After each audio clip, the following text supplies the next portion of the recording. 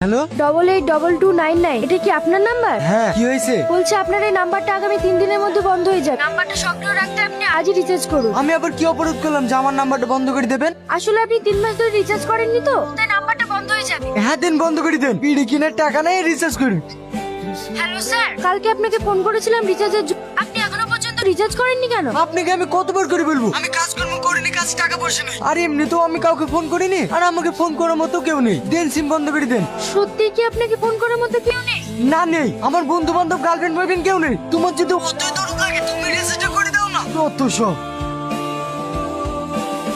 মেয়েটা সত্যি তোকে রিচার্জ করে দিল? আমার তো বিশ্বাসই হচ্ছে না। আমি কি মিথ্যে কথা বলছি? তোরা তুই নিজের চোখে দেখলি। আমার মনে হয় মেয়েটা তোর সাথে প্রেম করার ইচ্ছা আছে, জানিস? তা নাহলে রিচার্জ করে দেবে কেন? থাম থাম থাম, মেয়েটা আবার ফোন করছি। ম্যাডাম আপনাকে অনেক অনেক ধন্যবাদ রিচার্জটা করে দেওয়ার জন্য। দেখেন আমি রিচার্জটা হয়েছে কিনা সেটা জানার জন্য ফোন করেছি। আমি আপনার সাথে 5 মিনিট কথা বলতে চাই। আপনি কি এখন ফ্রি আছেন? হ্যাঁ ম্যাডাম। কাল যে আপনি বললেন রিচার্জ করার টাকা নেই, কি আপনার কাছে টাকা ছিল না? না ছিল না। কেন?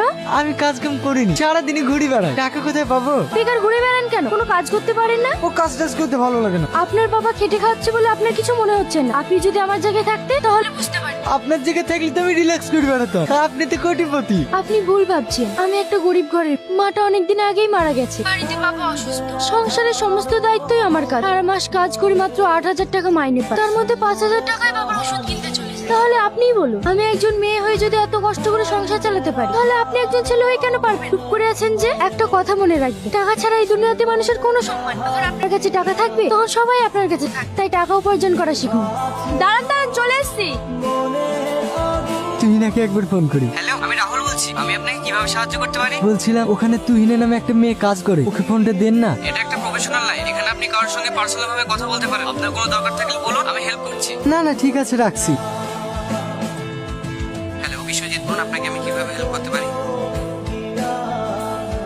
হ্যালো আমি তুহিনা বলছি। সকাল থেকে একবারও ফোন করোনি কেন? আমি তোমার ফোনের অপেক্ষায় ছিলাম। অপেক্ষায় ছিলে কেন? কেন তুমি জানো না নাকি তোমার সঙ্গে কথা না বললে আমার একটু ভালো লাগে না? ভালো লাগে না কেন? তোমাকে ভালোবাসি তাই। কি? ওসব কথা বাদ দাও। আমার লাইফে আজকে আমি প্রথম 500 টাকা ইনকাম করেছি, ওই টাকাটা আমি তোমাকে দিতে চাই। তোমার ফোন পে নাম্বার বলুন। আমাকে কেন? জীবনের প্রথম ইনকাম বাবা মায়ের হাতে তুলে দিতে হয়।